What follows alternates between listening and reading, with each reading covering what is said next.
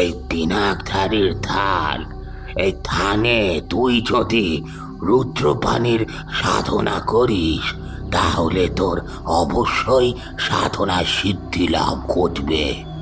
তুই অন্তিমে দর্শন পাবি রুদ্রপানির। রুদ্রপানির দর্শন কখনো বৃথা যায় না। সে সব সময় সাধককে মনোবাঞ্ছিত ফল দান করতে তৎপর থাকেন। তারানাথ, এর আগে তুই রুদ্রপানির চন্দ্রমৌলি রূপ দর্শন করেছিলিস। দর্শন পেয়েছিলিস রুদ্রপানির পবিত্র চন্দ্রহাসের, আর সেই চন্দ্রহাসের প্রয়াগে তুই ওই তান্ত্রিকের মায়াজাল ছিন্ন করে ওকে ওর পরম পদ লাভ করাতে সহায়তা করেছিলিস।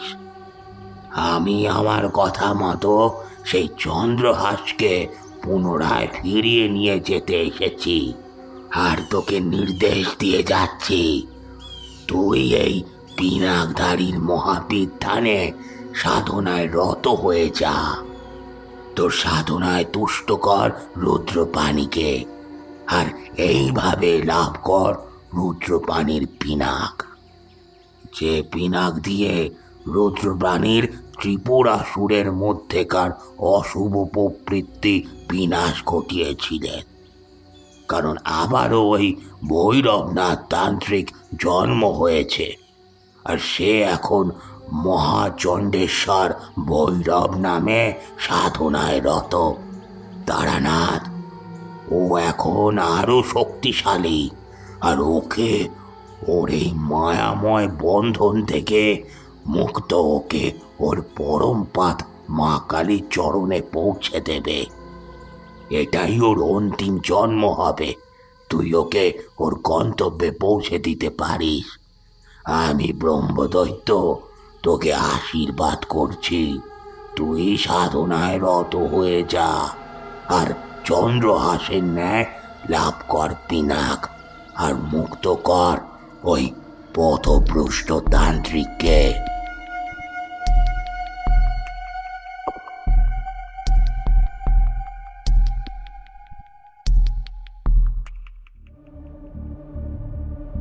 হ্যালো এভরিওয়ান, আমি দীপবিন্দু দাস রয়েছি আপনাদের সাথে বজ্ঞকথা চ্যানেলে। আপনাদের সবাইকে স্বাগতম জানাই। আপনি যদি আমাদের চ্যানেলে নতুন হয়ে থাকেন তাহলে চ্যানেলটি সাবস্ক্রাইব করে বেল আইকনটা ক্লিক করে রাখুন। আর আপনি যদি আমাদের পুরনো মেম্বার হয়ে থাকেন তাহলে এই গল্পটিকে যতটা পারেন শেয়ার করুন, কারণ আপনাদের সহযোগিতাতে আমাদের চ্যানেল আরও অনেক বড় সদস্যের পরিবার হয়ে উঠবে। আজ আপনারা শুনতে চলেছেন একটি অন্য রকমের তারানাথ তান্ত্রিকের গল্প। শুভেন্দু চ্যাটার্জির কলমে আজ আপনারা শুনছেন তারানাথ তান্ত্রিক ও রুদ্রপানির পিনা। বেশি সময় নষ্ট না করে শুরু করছি আজকের গল্প।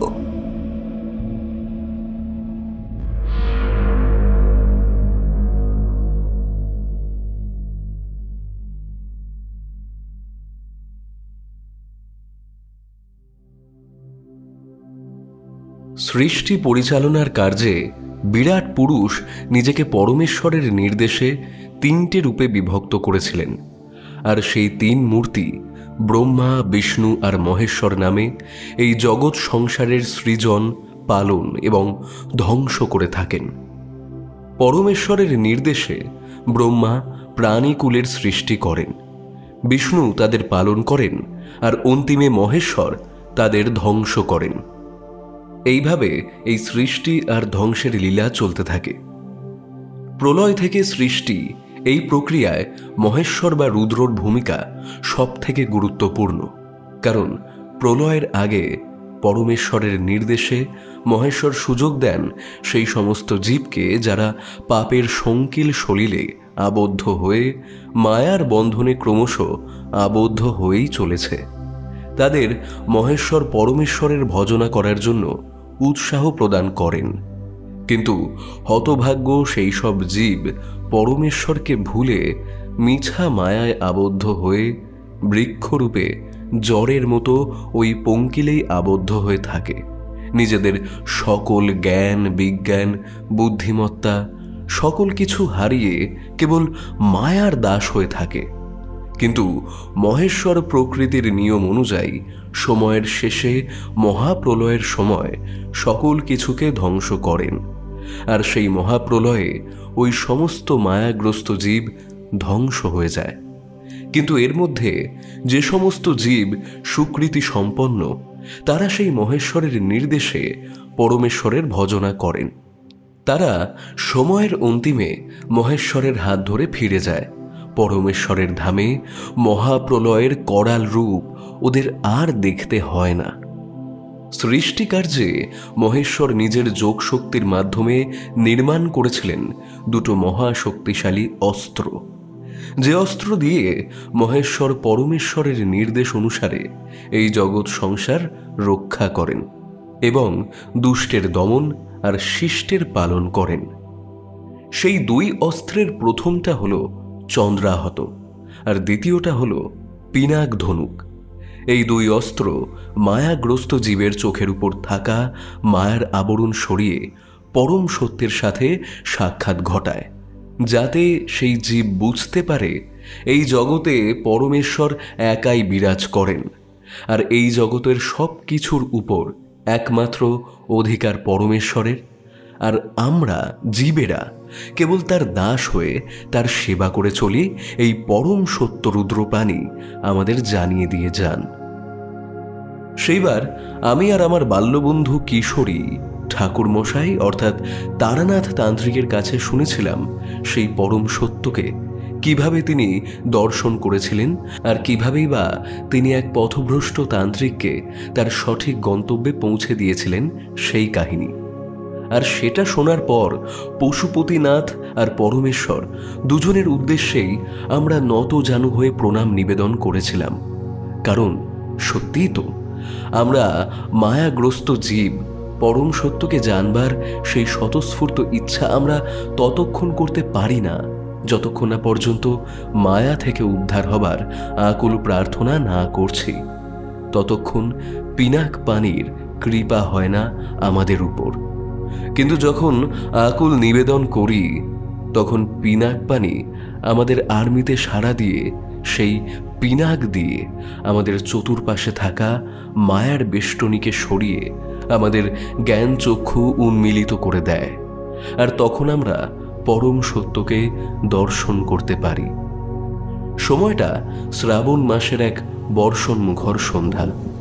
সকাল থেকেই আজ আকাশের মুখটা গম্ভীর হয়ে আছে, আর থেকে থেকে মেঘের ডাকে আর সেই সঙ্গে এলোমেলো ঝোড়ো বাতাসের দাপট চলছিল বেশ ভালোই।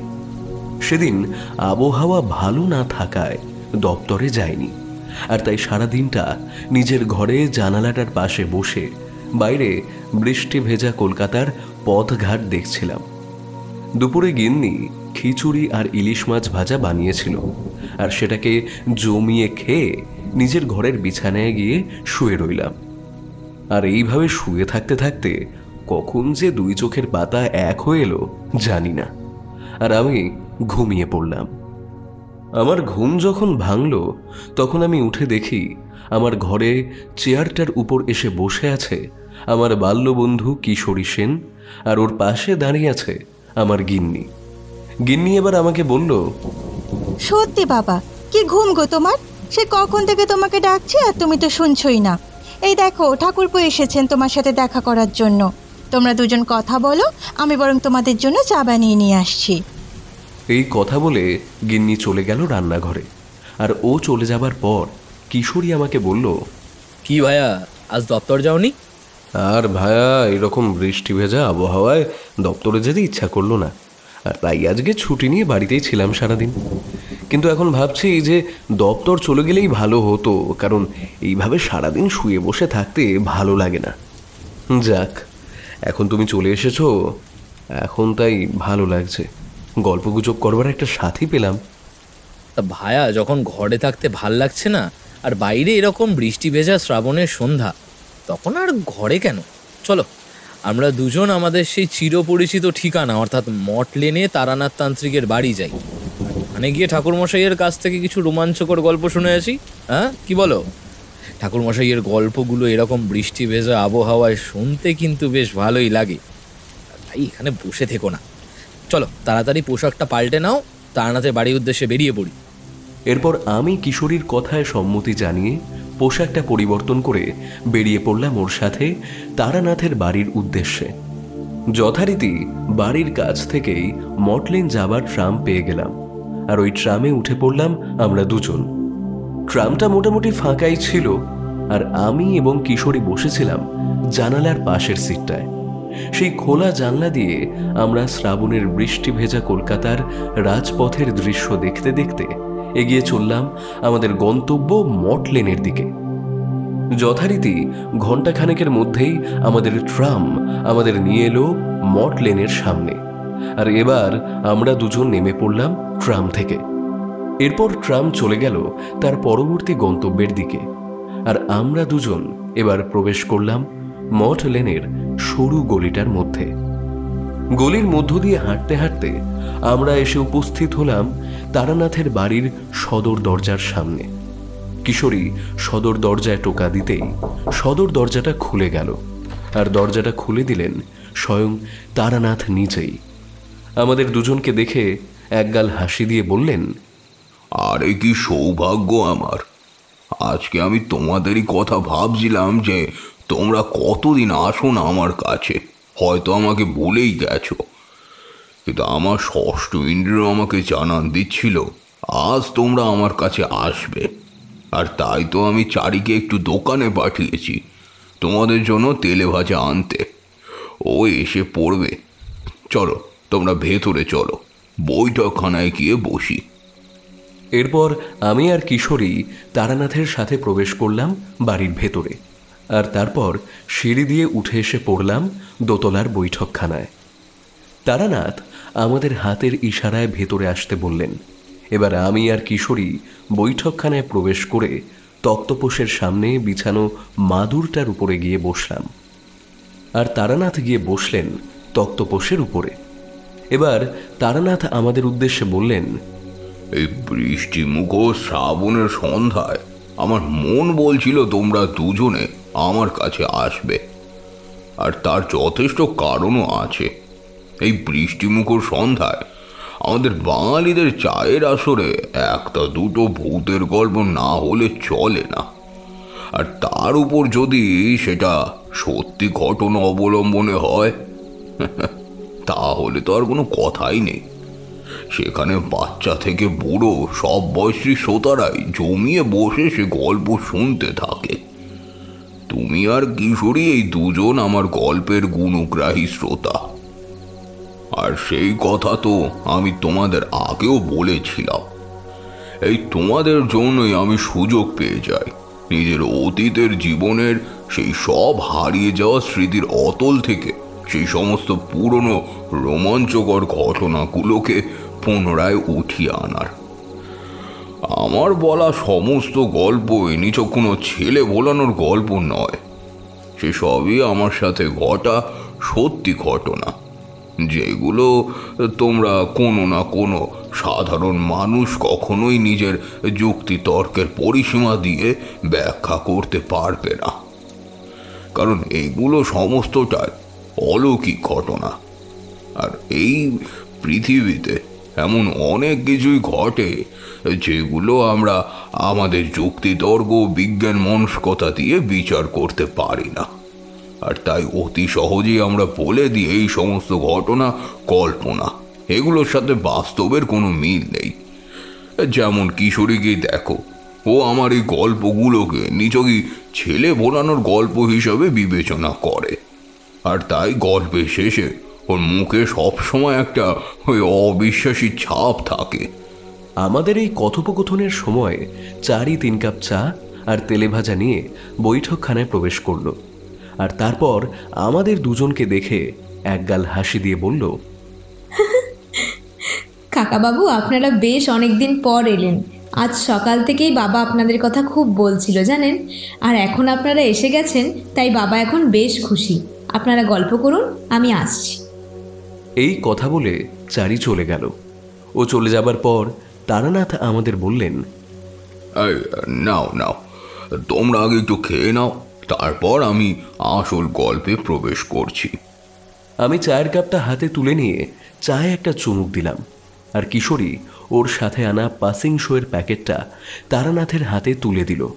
আর তারানাথ সেই প্যাকেট থেকে একটা সিগারেট বের করে সেটাকে ধরালো, আর বেশ কয়েকটা লম্বা টান দিয়ে ধোঁয়া ছাড়তে লাগলো। এরপর আমি তারানাথকে বললাম, ঠাকুরমশাই, বেশ অনেকদিন হয়ে গেল আপনার কাছ থেকে আপনার জীবনের কোনো বিশেষ সাধনার কাহিনী শুনি না। আজকে তাই আমরা আপনার কাছ থেকে আপনার জীবনের বিশেষ সাধনার কাহিনী শুনতে চাই। আপনি আজ আমাদের ওই কাহিনীটাই শোনান, আমরা আজ সেটাই শুনতে চাই। আমার কথায় কিশোরী সম্মতি জানিয়ে দিল, আর এবার তারানাথ সিগারেটে লম্বা একটা টান দিয়ে অবশিষ্টাংশটা ছাইদানি হিসেবে ব্যবহৃত নারকেলের মালাটায় গুঁজে দিতে দিতে আমাদের বললেন, আমার জীবনে মহাবিদ্যা সাধনার কাহিনী তোমরা আগে শুনেছ, আর সেই মহাবিদ্যা সাধনায় আমার জীবনের সব থেকে সুন্দর মুহূর্ত হয়ে উঠেছিল, কারণ সেই মহাবিদ্যা দর্শনের বহু সাধনার ফলে মেলে না। কিন্তু আমি ভাগ্যবান ছিলাম, তাই গুরুর কৃপায় দর্শন পেয়েছিলাম সেই সব মহাশক্তির। কিন্তু এ তো ছিল আমার জীবনের একটা অধ্যায়। মহাবিদ্যা সাধনার পরেও আমি একটা বিশেষ সাধনায় রত হয়েছিলাম, যেটা ছিল আমার জীবনের আরও একটা গুরুত্বপূর্ণ অধ্যায়। তোমাদের মনে আছে সেই ভৈরবনাথ তান্ত্রিকের কথা? সেই ভৈরবনাথ তান্ত্রিক, যার পরপর 3 বার নবজন্ম হয়েছিল, আর প্রতি জন্মেই ওর পাপের নাশ ঘটিয়ে আমি ওকে পরম আরাধ্য দেবী মা কালীর চরণে স্থান দিয়েছিলাম। সেই চন্দ্রহাসের কথা তো তোমাদের নিশ্চয়ই মনে আছে। সেই চন্দ্রহাসের প্রয়োগের মাধ্যমে আমি সেইবার ওর মায়া শক্তিকে বিফল করে ওকে ওর ওই দ্বিতীয় পাপময় জন্ম থেকে উদ্ধার করেছিলাম। সেই ঘটনার পর সেই ব্রহ্মদৈত্য আমায় বলেছিল সময় হলে চন্দ্রহাস ফিরে যাবে নিজের ধামে। আর ঠিক সেই ঘটনার 1 বছরের মাথায় একদিন রাতে যখন আমি নিজের ঘরে ঘুমিয়ে রয়েছি, ঠিক তখনই হঠাৎই আমার স্বপ্নে সেই ব্রহ্মদৈত্য আর এসে আমায় বলল, তারানাথ, সময় হয়ে গেছে। আমি তোকে বলেছিলাম চন্দ্রহাসের কাজ শেষ হলে আমি নিজে আসবো তোর কাছে চন্দ্রহাস ফিরিয়ে নিয়ে যেতে। তুই তোর কথা রেখেছিস তারানাথ। তুই এতগুলো দিন চন্দ্রহাসকে পরম যত্নে নিজের মধ্যেই রেখেছিস, আর কখনো ওর অপপ্রয়োগ করিসনি। কিন্তু তারানাথ, এই মহাশক্তি নিজের ধামে প্রত্যাবর্তন না করলে এই মহাশক্তির প্রভাব কমে যাবে, আর তাই একে এবার ফিরে যেতে হবে সেই পরম ধামে। ঠাকুর, আপনি যখন এসেছেন তখন আমি আপনাকে খালি হাতে ফেরাতে পারবো না, আর যেটা আমার নয় আমি সেই শক্তির উপর অধিকার ফলাতে আমি পারবো না। তাই প্রভু, আমি স্ব ইচ্ছায় চন্দ্রহাস আপনাকে ফিরিয়ে দিচ্ছি, আপনি গ্রহণ করুন।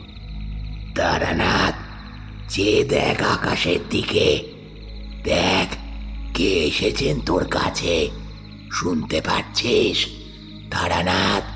চারিদিকে বেজে উঠছে শঙ্খধ্বনির ঘণ্টা, আর সেই সঙ্গে সমস্বরে ছড়িয়ে পড়ছে ওম নমঃ শিবায় ধ্বনি।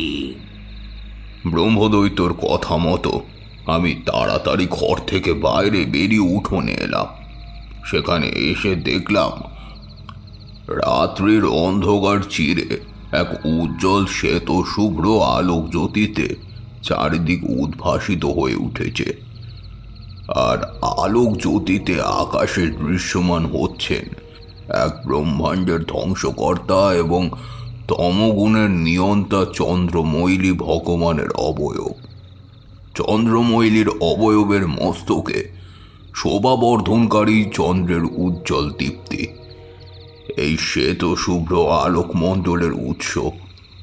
চন্দ্রমৌলির এক হাতে ছিল ত্রিজগৎ রক্ষাকারী ত্রিশূল, এবার ব্রহ্মদৈত্য আমায় বললেন, তারানাথ, আর দেরি করিস না, এবার চন্দ্রহাসকে মুক্তি দে। এরপর আমি হাত জোড় করে মাটিতে পদ্মাসনে বসলাম।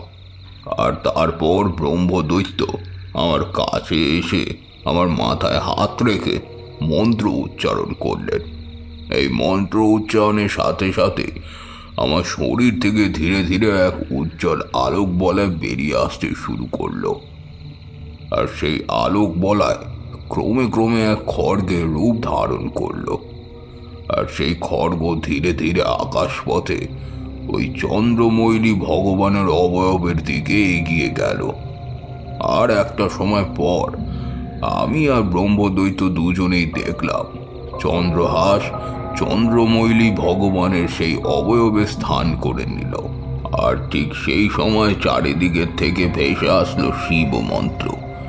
সেই মন্ত্রধ্বনি ভেসে আসতে লাগলো, আর আমি চন্দ্রমৈলী ভগবানকে নতজানু হয়ে প্রণাম নিবেদন করলাম।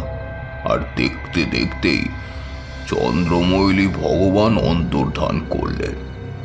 উনি অন্তর্ধান করবার পর ব্রহ্মদৈত্য আমার দিকে তাকিয়ে বললেন, তারানাথ, চন্দ্রহাসের যাত্রাপথ তোর সাথে এতটা অবধি ছিল, আর তাই চন্দ্রহাস ফিরে গেল নিজের সঠিক স্থানে। কিন্তু তারানাথ, এই তো শেষ হলো একটা অধ্যায়, আর এই অধ্যায়ের পরিসমাপ্তি নতুন আরেক অধ্যায়ের সূত্রপাত ঘটাতে চলেছে। তোর পুনরায় গৃহত্যাগের সময় চলে আসছে। তোকে এবারেও আসতে হবে আমার কাছে। আমি তোর অপেক্ষায় আছি তারানাথ, কারণ এইবার তোকে নতুন এক সাধনা শিখতে হবে। আর সেই সাধনার শক্তি দিয়ে তুই পুনরায় পথভ্রষ্ট মায়া কবলিত এক পথিককে নিজের গন্তব্যে পৌঁছে দিবি। তারানাথ, তুই তোর সকল পিছুটান ভুলে আসিস আমার কাছে। আমি তোর অপেক্ষায় থাকবো। এই বলে ব্রহ্মদৈত্য মিলিয়ে গেলেন। আর আমি ওনার মিলিয়ে যাওয়ার পথের দিকে তাকিয়ে রইলাম, কারণ আমি তখনও বুঝিনি ব্রহ্মদৈত্যের সেই কথার অর্থ। কিন্তু একটা কথা আমি ভালোভাবে বুঝতে পেরেছিলাম, যে আমায় পুনরায় গৃহত্যাগের সময় এসে গিয়েছে। চন্দ্রমৌলি ভগবানের দর্শন কখনো কারো স্বাভাবিক ঘটনা হতে পারে না। এর পেছনে নিশ্চয়ই অন্য কোনো ঘটনা আছে। বেশি ভাবতে পারলাম না। আমি তাই ঘরে ফিরে এসে বিছানায় শুয়ে পড়লাম, কিন্তু ঘুম কিছুতেই এলো না। চোখ বন্ধ করতেই চোখের সামনে ভেসে উঠছিল এক উজ্জ্বল নক্ষত্র, যে নক্ষত্র ধ্রুবতারার মতো আমাকে পথ দেখিয়ে নিয়ে যাচ্ছিল এক অজানা জঙ্গলের পথে। আর আমিও মন্ত্রমুগ্ধের মতো ওই নক্ষত্রকে অনুসরণ করতে করতে এগিয়ে যাচ্ছিলাম ওই পথ ধরে। আর অবশেষে ওই পথের শেষে একটা শতাব্দী প্রাচীন পরিত্যক্ত মন্দিরের চাতালে এসে উপস্থিত হলাম। আর সেইখান থেকে আমি দেখতে পাচ্ছিলাম গর্ভগৃহের ভেতরে শত শত প্রদীপ জ্বলছে। আর সেই প্রদীপের আলোতে উদ্ভাসিত হচ্ছিল ওই গর্ভগৃহের ভেতরে থাকা শতাব্দী প্রাচীন শিবলিঙ্গটা। ব্যাস, এরপর আমার স্বপ্নটা ভেঙে গেল, আর আমি ধরফর করে বিছানায় উঠে বসলাম। আর ঘুম এলো না আমার। বিছানা থেকে নেমে আমি জানলার কাছে এসে দাঁড়ালাম। তখন মধ্যরাত, চারিদিকে নিস্তব্ধ নিঝুম হয়ে রয়েছে। আর সেই নিস্তব্ধতায় আমার বারবার মনে হচ্ছিল ব্রহ্মদৈত্য আমার পাশেই রয়েছে, আর সে আমাকে যেন বলছে, তারানাথ, বৃথা কেন আর এই মায়ার ঘুমের মায়ার সংসারে আবদ্ধ হয়ে আছিস? তোর সামনে এখন অনেক বড় দায়িত্ব, আর তোকে সেটা পালন করতেই হবে। চন্দ্রমৌলির ভগবান তোর জন্য অপেক্ষা করে আছেন। তুই চলে আয়, চলে আয় তারানাথ। তারানাথ, পুনরায় গৃহ ত্যাগ করে নিজের সাধনার পথে প্রত্যাবর্তন কর তুই। আয় তারানাথ, চলে আয়। আমি আর স্থির থাকতে পারলাম না। ঘরের ভেতর দম বন্ধ হয়ে আসছিল, আর তাই এবার আমি আমার ছোলাটা কাঁধের উপর তুলে নিলাম। গুরুদেবের প্রদত্ত সেই ছোট্ট ত্রিশূলটা নিয়ে আমি ধীরে ধীরে বেরিয়ে এলাম ঘর থেকে। আর তারপর বারান্দা পেরিয়ে সদর দরজা খুলে বেরিয়ে এলাম পথে। একবার আবার গৃহী তারানাথ জ্যোতির্নবিদ পরিণত হলো সংসার ত্যাগী পরিব্রাজক তান্ত্রিক সন্ন্যাসী তারানাথ তান্ত্রিকে। আমি এগিয়ে চললাম অজানা রহস্যে ঘেরা গন্তব্যের দিকে। আমি একবার আকাশের দিকে তাকালাম, দেখতে পেলাম আমার সেই স্বপ্নে দৃশ্য দেখা নক্ষত্রটাকে, যে ক্রমশ পশ্চিম দিক বরাবর জল জল করছিল। এই দৃশ্যের সাথে আমি আমার জন্মের সেই রাতের অনেকটা মিল পেয়েছিলাম। কারণ আমার জন্মের সেই রাতে যখন আমার মা আতুর ঘরে প্রসব যন্ত্রণায় কাতর হয়ে পড়েছিল, ঠিক তখন আমার বাড়ির অনেকেই আকাশের এক উজ্জ্বল নীল বর্ণের ধূমকেতুকে আকাশের এক মাথা থেকে ও মাথা পর্যন্ত চলে যেতে দেখেছিলেন। আর সেই ধূমকেতু মিলিয়ে যাওয়ার পরপরই আমি ভূমিষ্ঠ হয়েছিলাম। আর আজ ঠিক সেই ঘটনারই দৃশ্য যেন আবারও আমার চোখের সামনে ভেসে উঠল। আমি আর দেরি করলাম না, কারণ আমি ততক্ষণে বুঝতে পেরেছি এ নক্ষত্র কোনো সাধারণ নক্ষত্র নয়, বরং আমাকে আমার সাধন মর্গে পৌঁছে দেওয়ার জন্য পরমেশ্বরের ইচ্ছায় এর আবির্ভাব ঘটেছে। তাই একে আমার অনুসরণ করা উচিত। আমি এবার ওই নক্ষত্রকে অনুসরণ করতে শুরু করলাম আর এগিয়ে চললাম আমার কর্তব্যের পথে। ব্রহ্মদৈত্যের কথাগুলো আর সেই চন্দ্রমৈলী ভগবানের দিব্য সুন্দর রূপ, এই সকল কিছু আমার মনে এক শুভ শক্তির জোয়ার আনতে শুরু করেছিল। তারপর আমি তখনই চন্দ্রমৌলি ভগবানের নাম মুখে নিয়ে একের পর এক গ্রাম, নদী, জঙ্গল পার হয়ে যেতে লাগলাম। আর সেই নক্ষত্র আমার সাথে সাথেই চলেছিল অবিরাম গতিতে। চন্দ্রমৌলি ভগবান আমার জন্য অপেক্ষা করছেন কোনো এক স্থানে। আমার মতো এমন ক্ষুদ্রমতি নর, যে বিষয়াসক্ত এবং সদা কামরত, যার কোনো গুণ নেই, সেই নরকের কীটকে কৃপা করার জন্য গিরিশে যাধীশ অপেক্ষারত ব্রহ্মদৈত্যের এই কথা যখনই মনে আসছিল, ঠিক তখনই আমার চোখ দিয়ে গড়িয়ে পড়ছিল অশ্রুধারা। আর এই অশ্রুধারা তখনই কারোর চোখ হতে বেরোয় যখন কারোর হৃদয়ে নির্মল ভক্তিভাবের উদয় হয়। তোমার যদি তোমার ইষ্টের প্রতি বিশ্বাস থাকে, তাহলে অবশ্যই তার কথা স্মরণে এলে তোমার মনে ভক্তিভাব উদয় হবে, আর তখন তোমারও চোখ দিয়ে গড়িয়ে পড়বে এই অশ্রুধারা। আর যদি না হয়, তাহলে বুঝে যেও তোমার ভক্তি কেবল লোক দেখানো। সদ্গুরুর তত্ত্বাবধানে ইষ্ট সেবা করলে একদিন মনে অবশ্যই নির্মল ভক্তির বিকাশ হবে। গুরুর চরণে অগাধ বিশ্বাস থাকাটা জরুরি। আর এই ক্ষেত্রে ব্রহ্মদৈত্য ছিল আমার গুরু, কারণ ব্রহ্মদৈত্য আমাকে চন্দ্রমৌলি ভগবানের সাধনা শিখিয়েছিলেন। আর আজ সেই ব্রহ্মদৈত্যের কৃপাতেই আমি চন্দ্রহাসের বিদ্যা শিখতে পেরে ওই পথভ্রষ্ট তান্ত্রিককে ওর মায়াজালের প্রভাব থেকে মুক্ত করে ওকে ওর ইষ্ট মা কালীর চরণে স্থান দেওয়াতে পেরেছিলাম। আর এবারও সেই ব্রহ্মদৈত্যের নির্দেশেই আমি যাচ্ছি পুনরায় চন্দ্রমৌলি ভগবানের সাধনায়। আর এই সাধনায় সফল হলে তবেই আমি পারবো ওই তান্ত্রিককে সম্পূর্ণরূপে এই মায়াজালের বন্ধন থেকে মুক্ত করে পূর্ণ মুক্তি দিতে।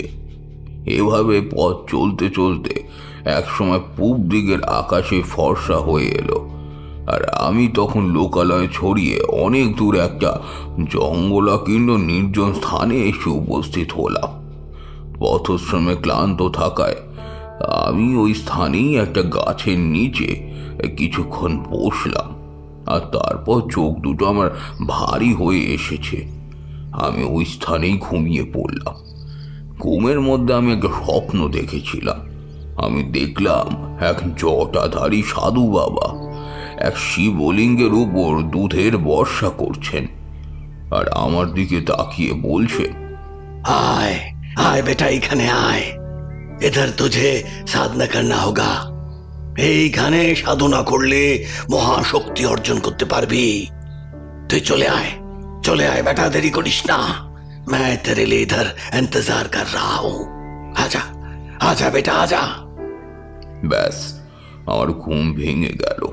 আর এবার আমি আবারও শুনতে পেলাম সেই সমবেত কণ্ঠস্বরে মন্ত্রোচ্চারণ।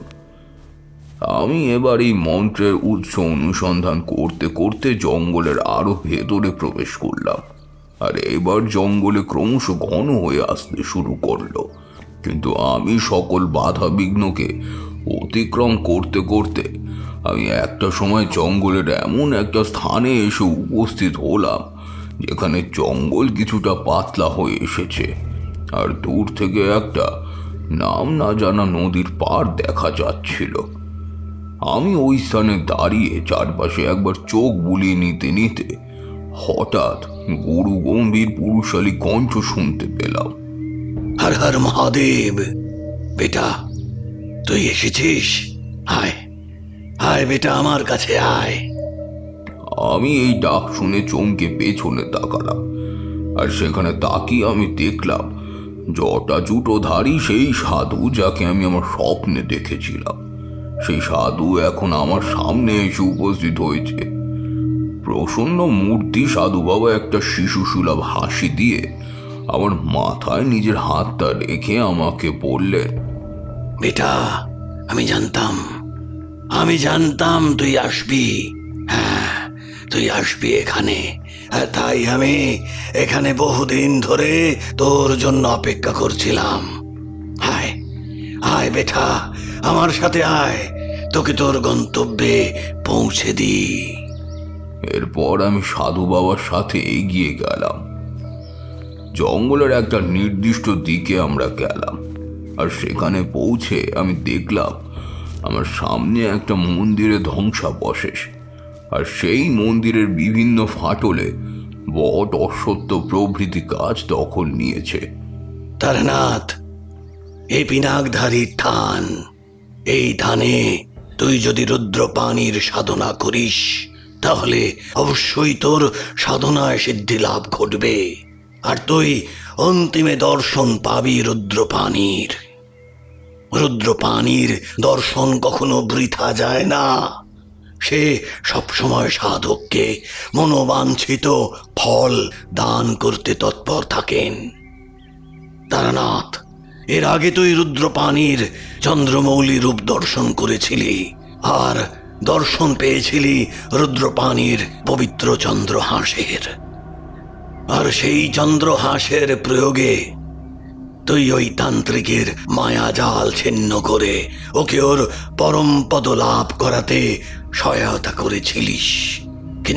কিন্তু আমি আমার কথা মতো সেই চন্দ্রহাসকে পুনরায় ফিরিয়ে নিয়ে যেতে এসেছি, আর তোকে নির্দেশ দিয়ে যাচ্ছি তুই এই পিনাকধারীর মহাপীঠ থানে সাধনায় রত হয়ে যা, আর তোর সাধনায় তুষ্ট কর রুদ্রপাণিকে, আর এইবার লাভ কর রুদ্রপাণির পিনাক, যে পিনাক দিয়ে রুদ্রপাণি ত্রিপুরাসুরের মধ্যেকার অশুভ প্রবৃত্তির বিনাশ ঘটিয়েছিলেন। কারণ আবার ওই ভৈরবনাথ তান্ত্রিকের নবজন্ম হয়েছে, আর সে এখন মহাচণ্ডেশ্বর ভৈরব নামে সাধনায় রত হয়েছে। তারানাথ, ও এখন আরো শক্তিশালী, আর ওকে ওর এই মায়ার বন্ধন থেকে মুক্ত করে ওকে ওর পরম পদ মা কালীর চরণে পৌঁছে দে তুই। আর এটাই ওর অন্তিম জন্ম হবে, যদি তুই ওকে ওর গন্তব্যে পৌঁছে দিতে পারিস। আমি ব্রহ্মদৈত্য তোকে আশীর্বাদ করছি, তুই সাধনায় রত হয়ে যা, আর চন্দ্রহাসের ন্যায় লাভ কর পিনাক, আর মুক্ত কর ওই পথভ্রষ্ট তান্ত্রিককে। আপনি কিভাবে জানলেন এ কথা? কে আপনি? তারানাথ, তুই এত উতলা হচ্ছিস কেন? সব কিছুর একটা নির্দিষ্ট সময় থাকে, আর সেই সময়টা এলে তুই সবটাই জানতে পারবি। কিন্তু তারানাথ, আমার পরিচয় জানার থেকেও আরো গুরুত্বপূর্ণ কাজ তোকে করতে হবে। এই থান পিনাকধারীর, যে পিনাকধারীকে তুই চন্দ্রমৌলি রূপে দর্শন করেছিলি, সেই চন্দ্রমৌলি ভগবান এই স্থানে পিনাকধারী ত্রিপুরাসুর মর্দনকারী, আর তাই এই স্থান পিনাকধারীর থান নামে পরিচিত। আর স্থানীয় লোকেরা একে আবার রুদ্রপানির থান বলে ডাকে। তারানাথ, প্রলয়ের ভগবান এই চন্দ্রমৌলি, চন্দ্রশেখর তার চন্দ্রমৌলি রূপে তিনি ধারণ করেন চন্দ্রহাস খর্গ, আর পিনাকধারী রূপে তার হাতে ঝলসে ওঠে সকল অশুভ বিনাশকারী পিনাক ধনুক। চন্দ্রমৌলি ভগবানের শরীর চন্দ্রের প্রভার মতো স্নিগ্ধ, কিন্তু যখন তিনি চন্দ্রহাসকে ধারণ করেন তখন তিনি একাধারে থাকেন অতি সৌম্য মূর্তিতে, আবার অন্যদিকে তিনি হয়ে ওঠেন অতি রুদ্র মূর্তি। আর সেই চন্দ্রহাস দিয়ে উনি তখন সকল অশুভ চক্রান্তের বিনাশ ঘটান। সেই চন্দ্রহাস ধারী চন্দ্রমৌলি ভগবানকে আমি বারংবার প্রণতি নিবেদন করি। তারানাথ, তুই হয়তো জানিস, পুরাকালে লঙ্কাধিপতির তপস্যায় তুষ্ট হয়ে চন্দ্রমৌলি ভগবান নিজের এই চন্দ্রহাস খর্গ লঙ্কাধিপতিকে উপহার স্বরূপ দান করেছিলেন। কিন্তু লঙ্কাধিপতির সীমাহীন অত্যাচার যখন ওকে এক সাধারণ ব্রাহ্মণ থেকে রাক্ষস বানিয়ে তুলেছিল, ঠিক সেই সময় ভগবান শ্রীরামচন্দ্রের সাথে সম্মুখ সমরে শ্রীরাম নিজের ইন্দ্রাস্ত্র দিয়ে এক লহমায় সেই চন্দ্রহাস খর্গকে খণ্ড খণ্ড করে দিয়ে লঙ্কাধিপতির দর্পচূর্ণ করেছিলেন। আর সেই দিন চন্দ্রাহত ফিরে গিয়েছিল নিজের পরমধাম চন্দ্রমৌলি ভগবানের শ্রীচরণে। তারানাথ, তোর অশেষ ভাগ্য, তাই তুই এতগুলো দিন নিজের কাছে অতি সযত্নে সেই চন্দ্রহাস খর্গকে রেখেছিলিস। চন্দ্রহাসের সাধনার পর এবার তোর সময় এসেছে চন্দ্রমৌলি ভগবানের রুদ্ররূপ, সেই পিনাকধারী রূপের সাধনা করার। কারণ মহাচণ্ডেশ্বর এই সময় আগের থেকেও বেশি শক্তিশালী হয়ে এসেছে, আর ওর মায়া শক্তি আগের বারের থেকেও অনেকটা শক্তিশালী, ঠিক যেমন ত্রিপুরাসুরের ছিল। পুরাকালে তারকাসুরের 3 পুত্র, তারকাক্ষ, কমলাক্ষ, বিদ্যুন্নালী, একসঙ্গে ত্রিপুরাসুর বলে পরিচিত। এরা ময় দানব নির্মিত 3টি বিমান নগরীতে বাস করতেন, যাদের একটি স্বর্ণের, একটি রৌপের ও একটি কৃষ্ণলৌহের। প্রথমটি থাকত স্বর্গে, দ্বিতীয়টি অন্তরিক্ষে, আর তৃতীয়টি পৃথিবীতে। 3 নগরীতে সমস্ত প্রকারের অভিষ্ট বস্তু ছিল। ব্রহ্মার বরে দেব, দানব, যক্ষ, রাক্ষস কেউই এদের বিনষ্ট করতে পারতেন না। অস্ত্রশস্ত্র বা ব্রহ্মশাপেও এই পুরীগুলির কোনো ক্ষতি করা যেত না। শুধু সহস্র বছর বিচরণ করার পর এই 3 পুর যখন এক হয়ে যাবে, তখন যে দেবশ্রেষ্ঠ এক বাণে এই ত্রিপুর ভেদ করতে পারবেন, তিনি ত্রিপুরাসুরদের বধ করবেন। এই ছিল ব্রহ্মার বর। এই বর পাওয়ার পর দেবগণ কর্তৃক বিতাড়িত কোটি বিত্ত 3 পুরীতে আশ্রয় নিতে শুরু করলো। আর এই 3 অসুর ইচ্ছানুসারে বিচরণ করে সকলকে উৎপীড়ন করতে লাগলো। তখন ব্রহ্মার উপদেশে 3 পুর একত্র হওয়ার আগে দেবতারা মহাদেবকে তাদের অর্ধ তেজ দিলেন। সেই তেজে মহাদেব আরো বলিয়ান হলেন। তারপর সেই 3 পুর একত্র হতেই মহাদেব পাশুপত অস্ত্র নিক্ষেপ করে ত্রিপুর ধ্বংস করলেন। ত্রিপুরাসুরকে বধ করার জন্য চন্দ্রমৌলি ভগবান ধারণ করেছিলেন পিনাক পানি রূপ, আর সেই পিনাকের টঙ্কারে সেই সময় গোটা ত্রিভুবন কেঁপে উঠেছিল। চন্দ্রমৌলি ভগবানের এই পিনাকধারী আর চন্দ্রহাসধারী রূপ আপাতভাবে অশুভ শক্তির বিনাশ ঘটালেও প্রকৃত অর্থে উনি সেই সব অশুভ শক্তির মধ্যে শুভ চেতনার বিকাশ ঘটিয়ে ওদের পরম পদ প্রদান করেন। আর শরীর সে তো পঞ্চমহাভূত দিয়ে তৈরি, কালের নিয়মে সে তো এমনিতেই লয় প্রাপ্ত হয়। তারানাথ, এই ছিল চন্দ্রহাস আর পিনাকের কাহিনী। এবার তোকে সেই পিনাকের সাধনা করতে হবে, যাতে তুই চন্দ্রমৌলি ভগবানের আশীর্বাদে সেই পিনাক লাভ করতে পারিস। আমি তোকে এই সাধনা শেখাবো, আর তোকে তোর মনের সকল অশুভ শক্তি ভাবনাকে বিসর্জন দিয়ে শুভ চিত্তে পিনাক পানির লিঙ্গের সম্মুখে বসে এক মনে আমার সাথে মন্ত্রোচ্চারণ করতে হবে। আর এই সময় নানা রকমের অশুভ ঘটনা ঘটবে, যেগুলোতে সাধকের মনে ভয় প্রবেশ করার যথেষ্ট সম্ভাবনা থাকে। কিন্তু যদি সেই সাধক ভয় পেয়ে আসন ছেড়ে উঠে পড়ে, তাহলে তার সাধনা তো ব্যর্থ হবেই, আর সাথে তার প্রাণটাও চলে যায়। তাই তারানাথ, যত যা কিছু হয়ে যাক, ভয় না পেয়ে এক মনে চন্দ্রমৌলি ভগবানের রূপ দর্শনের চেষ্টা করবি। প্রথম প্রথম চোখের সামনে সবকিছু অন্ধকার লাগবে, কিন্তু তুই যত সাধনার গভীরে প্রবেশ করবি, দেখবি ধীরে ধীরে তুই তোর অভিষ্টের দিকে এগিয়ে যাচ্ছিস। এই বলে থামলেন সাধু বাবা। সাধু বাবার কথাগুলো সত্যি মনে এক শুভ শক্তির জোয়ার এনে দিয়েছিল। আর আমি এবার সাধু বাবার পায়ে গড় হয়ে প্রণাম করে বললাম, হে গুরুদেব, আপনি আমার নিজের শিষ্য করে নিন। আমি আপনার নির্দেশ মতো পিনাক পানির সাধনা করব আর অর্জন করব সেই অমিত শক্তিশালী পিনাক। আমার কথা শুনে সাধু বাবা খুশি হলেন, আর তারপর আমাকে মন্দিরের ভেতরে নিয়ে এলেন। আর সেখানে এসে উনি আমায় গর্ভগৃহের দিকে নির্দেশ করে বললেন, তারানাথ, ওই যে তোর সকল সমস্যার সমাধান, সেই রুদ্রপানি মহেশ্বর ওই স্থানে তোর জন্য অপেক্ষারত।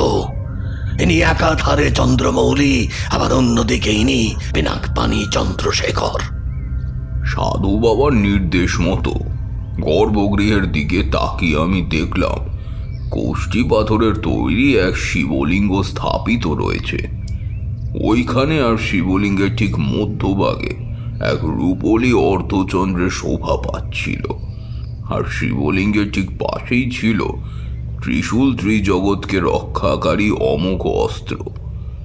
চন্দ্রমৌলি ভগবানের এই রূপ দর্শন করে আমি শ্রদ্ধাবনত চিত্তে দণ্ডবৎ প্রণাম করলাম। আমি যখন চন্দ্রমৌলি ভগবানকে প্রণাম করছিলাম, ঠিক তখন সাধু বাবা আমার পিঠে হাত বুলিয়ে দিতে দিতে বললেন, তারানাথ, এই স্থানের মহিমা অসীম। এখানে শুভ শক্তির এক স্রোত আছে, যে স্রোত তোকে তোর সাধনায় সহায়তা করবে। একবার তোর চারিদিকে তাকিয়ে দেখ তারানাথ। আমি সাধু বাবার নির্দেশ মতো চোখ তুলে তাকালাম চারিদিকে, আর চারিদিকে তাকিয়ে আমি দেখলাম মন্দিরের বিভিন্ন অংশে নবনির্মিত মাটির প্রদীপ রাখা, কিন্তু সেগুলো একটাও জ্বলছে না। এই দৃশ্য দেখে আমি সাধু বাবাকে এর কারণ জিজ্ঞেস করতে উনি আমাকে বললেন, বেটা, এ সব জ্ঞান কি দীপক হ্যায়। এখন এগুলো নিভে রয়েছে কারণ বহু যুগ যাবৎ এইখানে কেউ পিনাক পানির সাধনা করতে আসেনি, আর আসলেও তাদের সাধনায় ছিল লোভ, পূজা প্রতিষ্ঠাদির আকাঙ্ক্ষা, যার জন্য তারা তাদের সাধন পথ থেকে বিচ্যুত হয়ে পড়েছিল। আর সেই কারণেই এই জ্ঞানের প্রদীপ জ্বলেনি।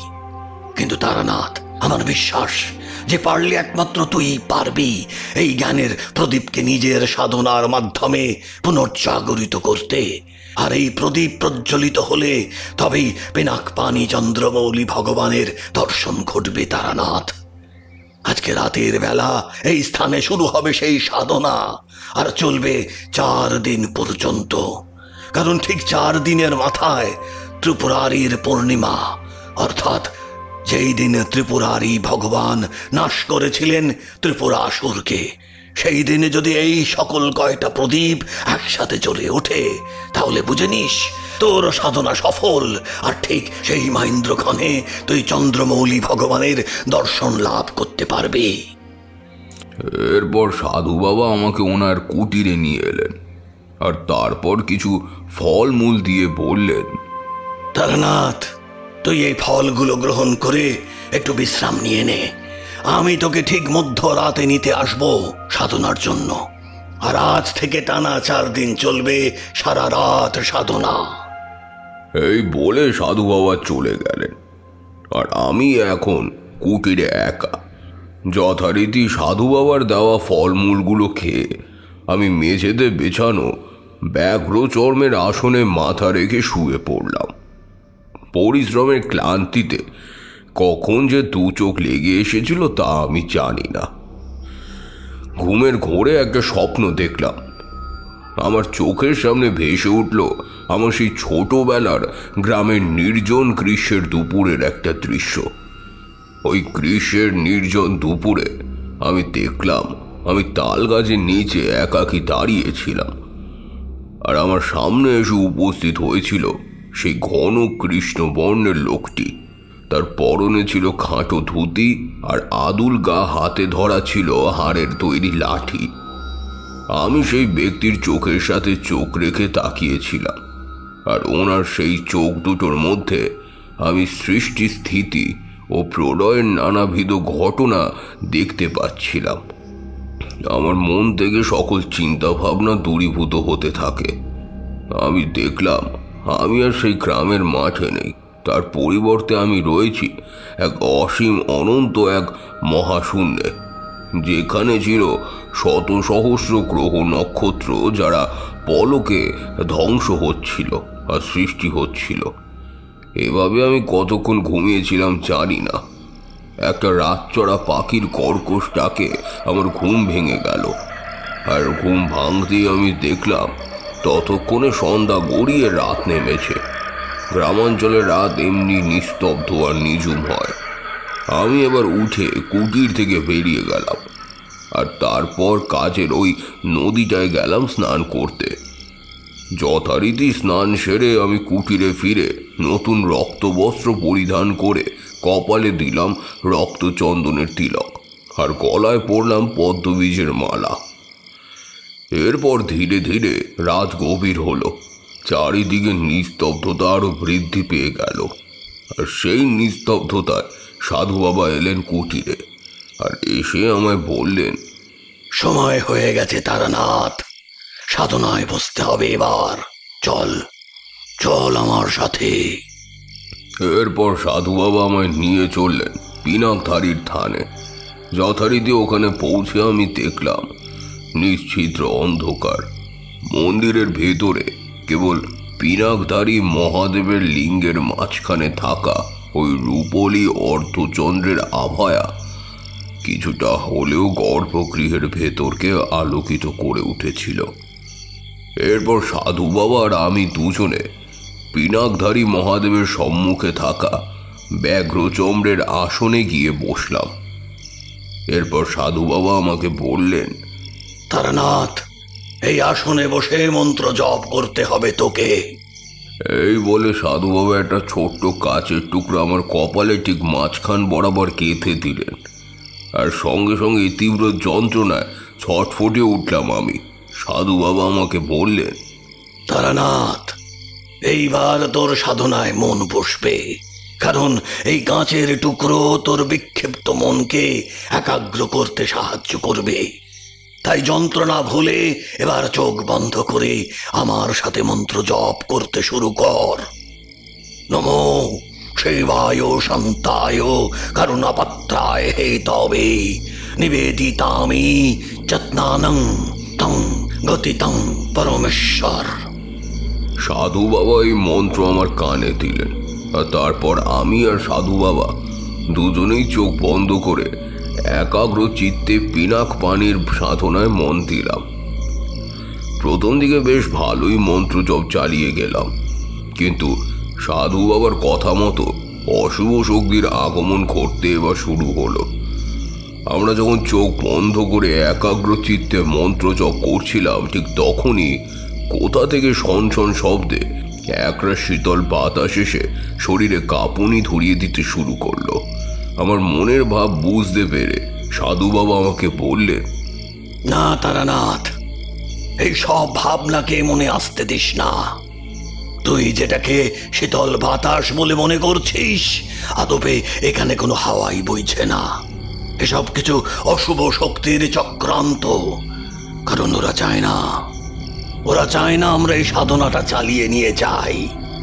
তারানাথ, মন্ত্র জপে মন দে তুই, কারণ মন্ত্র জপে মন একাগ্র হলে তখন আর এসব মনে আসবে না।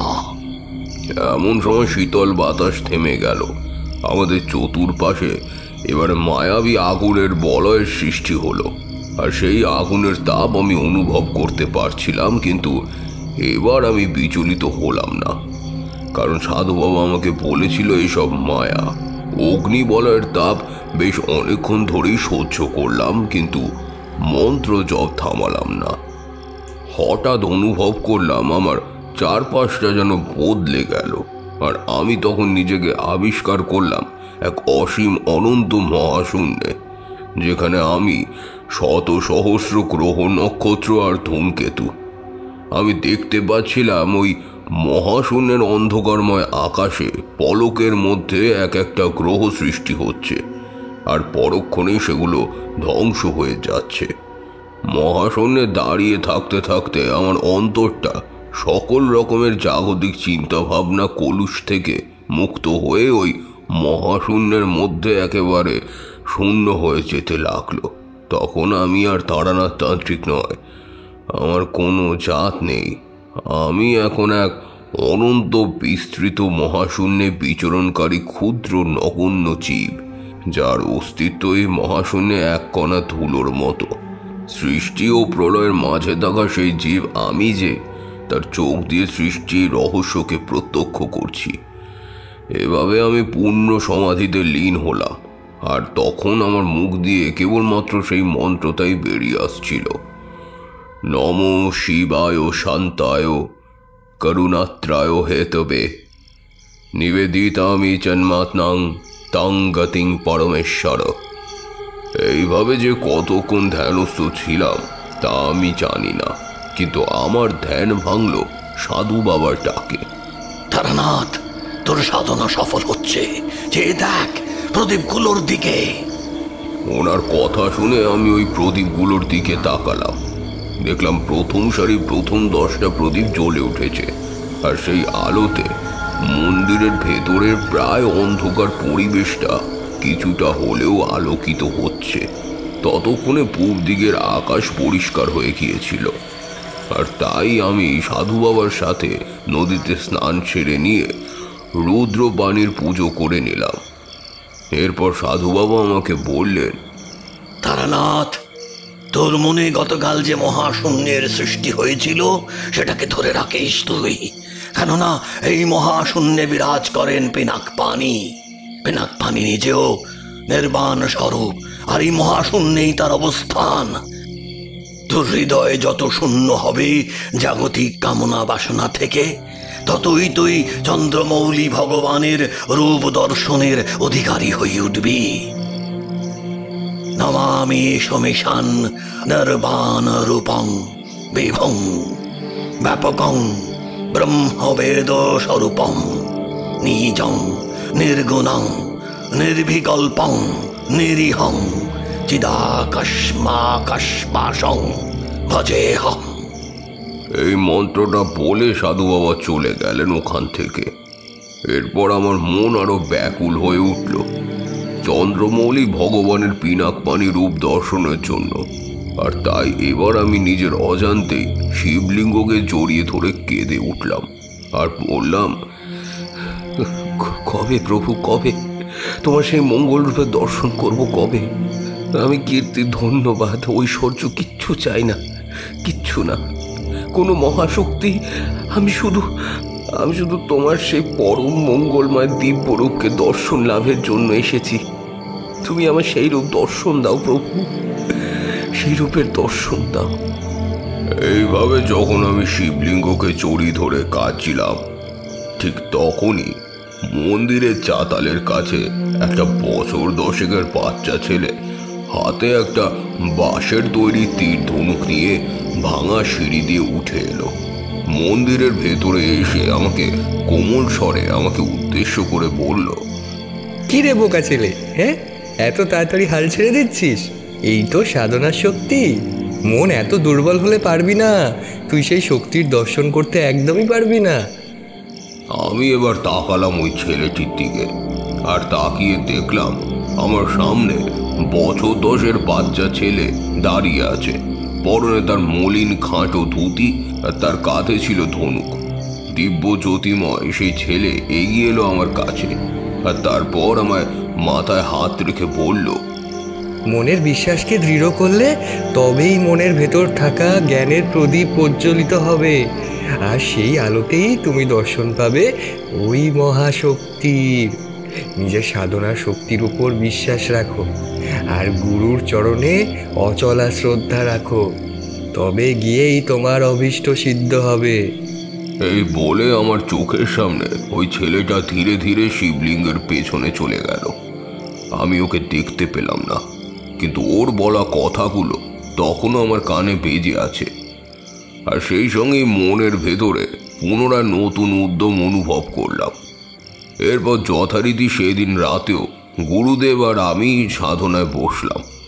যথারীতি শিবলিঙ্গের সামনে ব্যাঘ্রচম্রের আসনে বসে মন্ত্র জপ করতে শুরু করলাম।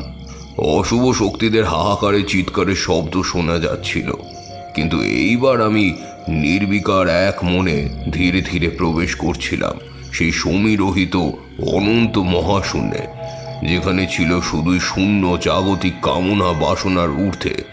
সেই স্থান অনন্ত বৈরাগ্য আর অসীম শূন্যতার প্রতীক।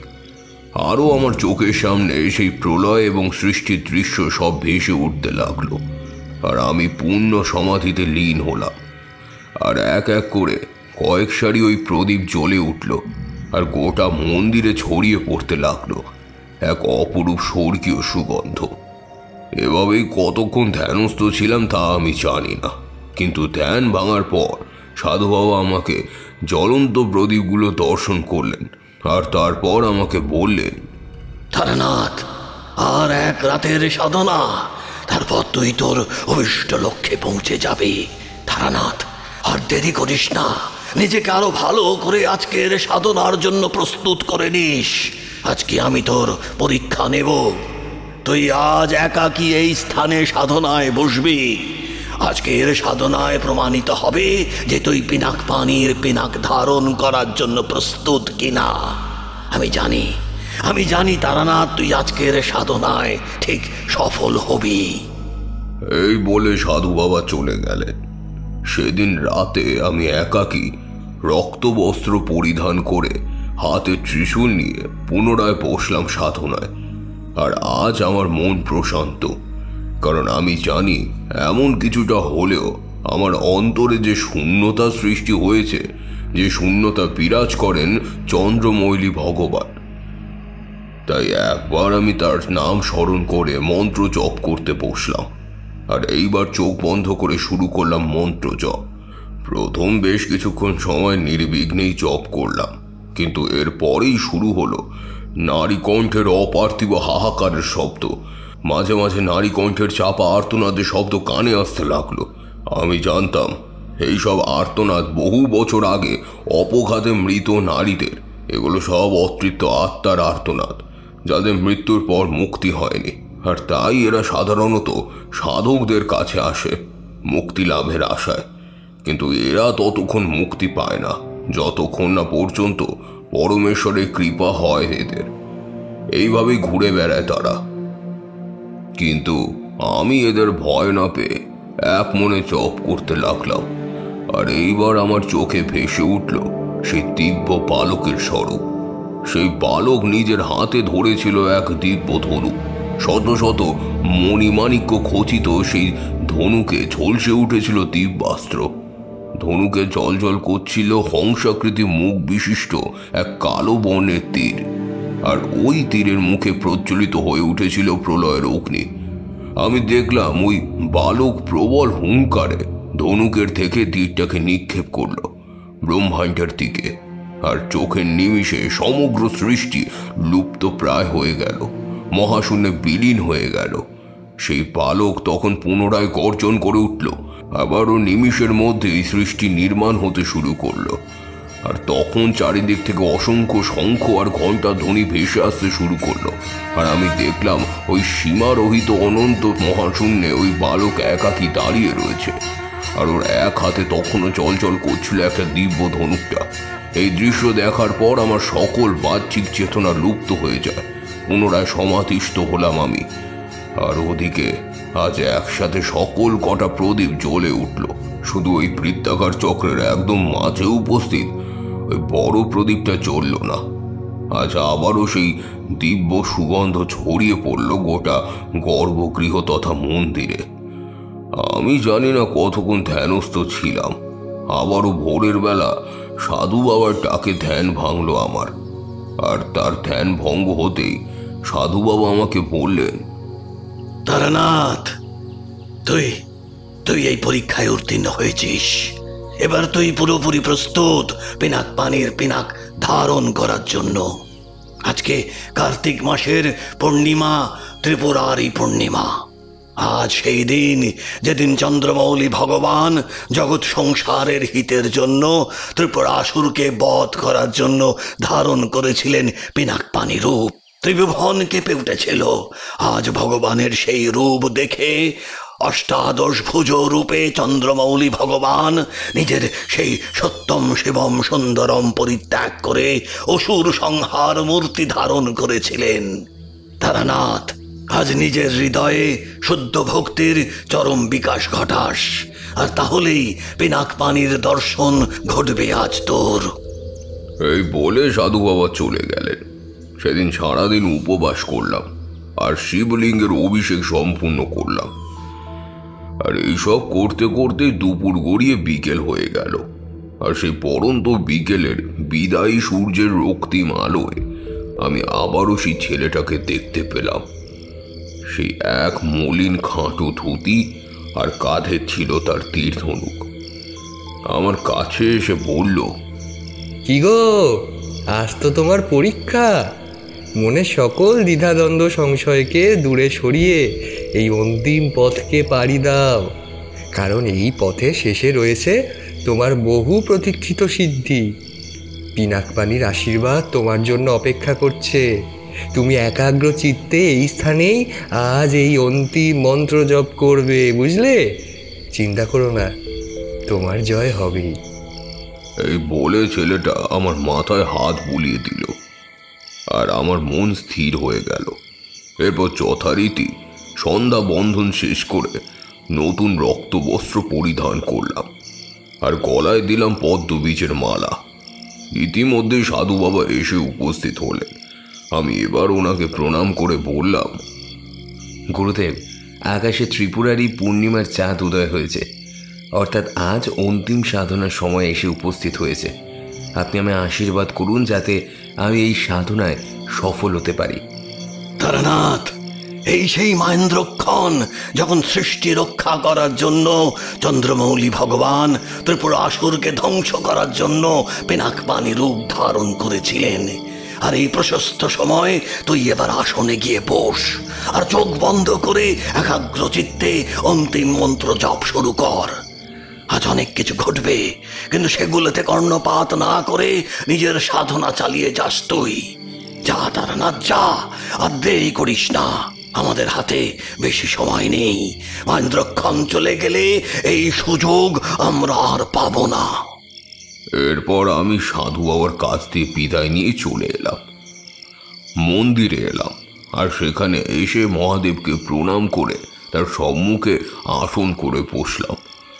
চোখ বন্ধ করে মন্ত্র জপ শুরু করলাম। প্রথম বেশ ভালোভাবেই জপ করলাম, কিন্তু এরপর আবারও শুরু হলো সেই অতৃপ্ত আত্মার হাহাকারের শব্দ। শত শত শিশুর কান্নার শব্দের মতো শব্দ ভেসে এলো আমার কানে, যেন বহুদিন ধরে কাউকে বন্ধ করে রাখা হয়েছে কোনো এক স্থানে। ঠিক সেই রকম হাহাকারের শব্দ আসছিল। আমি বুঝতে পারছিলাম ওরা আমার পাশেই রয়েছে, কিন্তু ওসবে আমল না দিয়ে এক মনে জপ করে চললাম। কিছু সময় পর ওই সব অশুভ শক্তির প্রভাব কমে গেল, আর এইবার আমার চারপাশে ভেসে এলো সেই মহাশূন্যের মহাকায়া, যেখানে আজ আমি একা নই।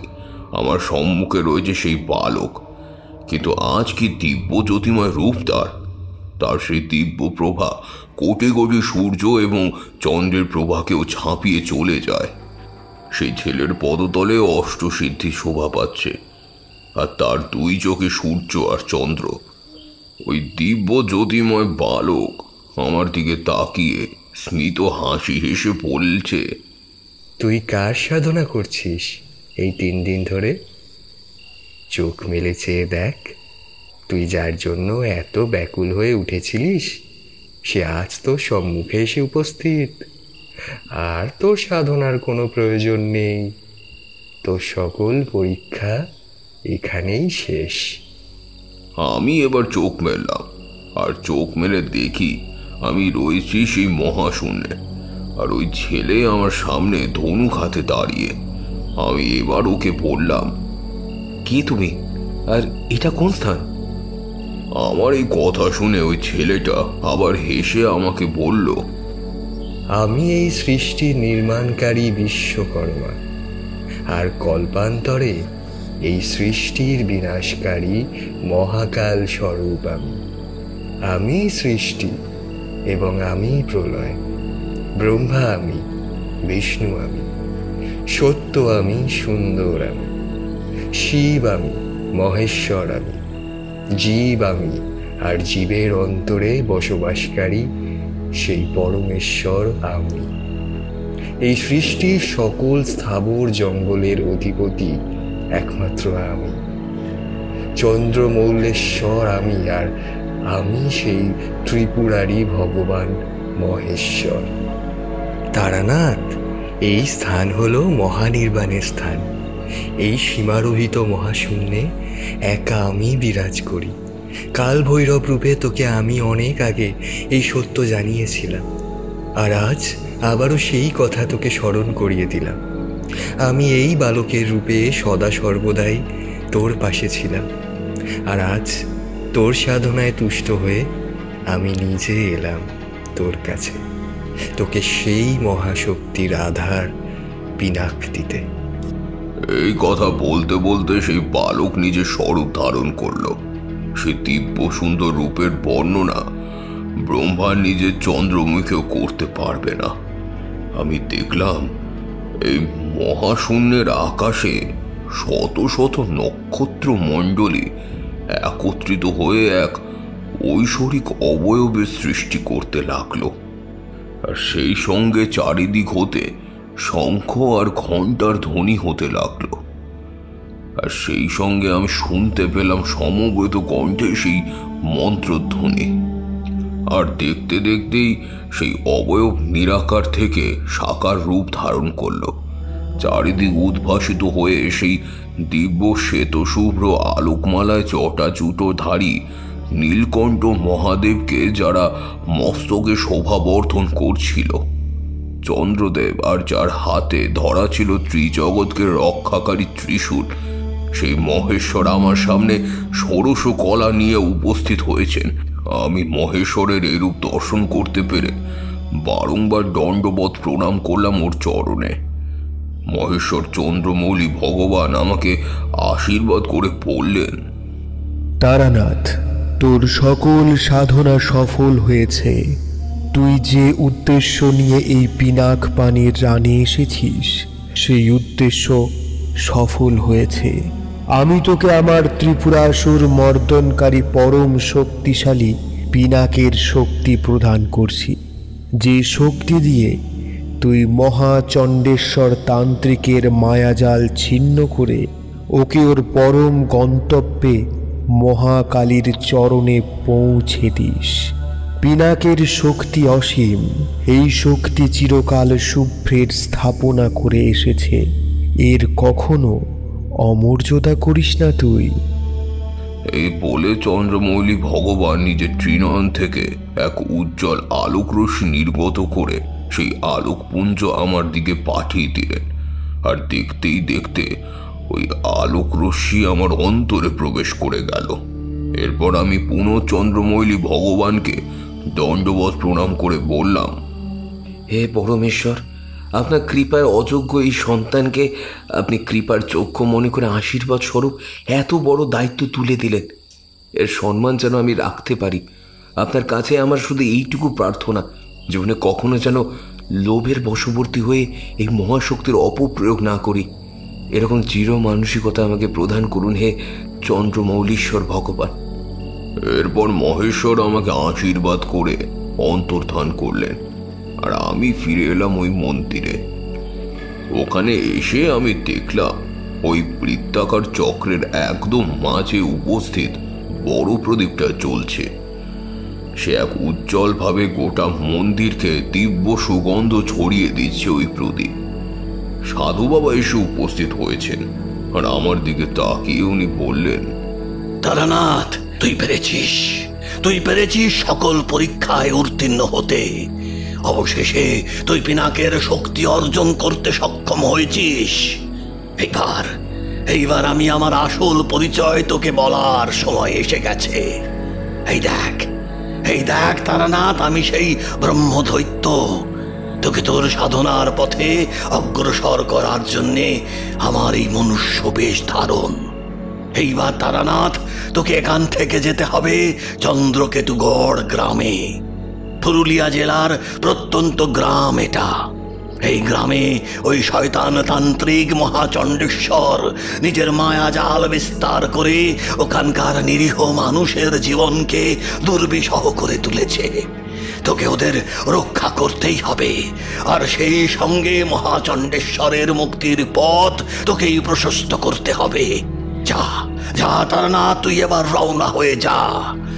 আজ থেকে ঠিক 1 বছর পর আমি আবার আসবো তোর কাছে, ফিরিয়ে নিয়ে যেতে পিনাককে।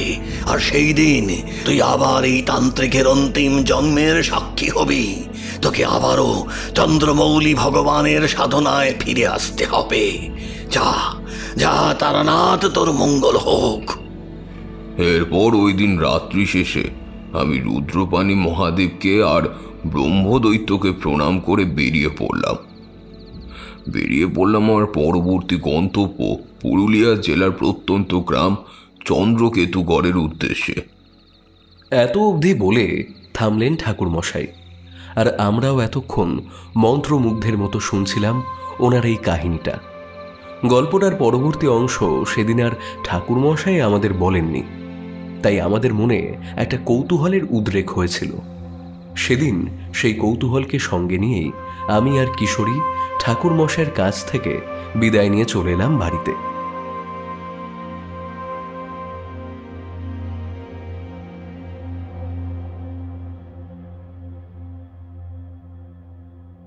শুনছিলেন শুভেন্দু চ্যাটার্জির কলমে আজকের বিশেষ গল্প তারানাথ তান্ত্রিকের ফ্যান ফিকশন তারানাথ তান্ত্রিক ও রুদ্রপাণির পিনাক। আপনারা আমাদের চ্যানেলে নতুন হয়ে থাকলে চ্যানেলটি প্লিজ সাবস্ক্রাইব করে দেবেন এবং বেল আইকনটা ক্লিক করে রাখবেন। আজকের জন্য বিদায়, দেখা হবে অন্য কোনো গল্পে। ভালো থাকবেন, সুস্থ থাকবেন এবং সঙ্গে রাখবেন বঙ্গকথা।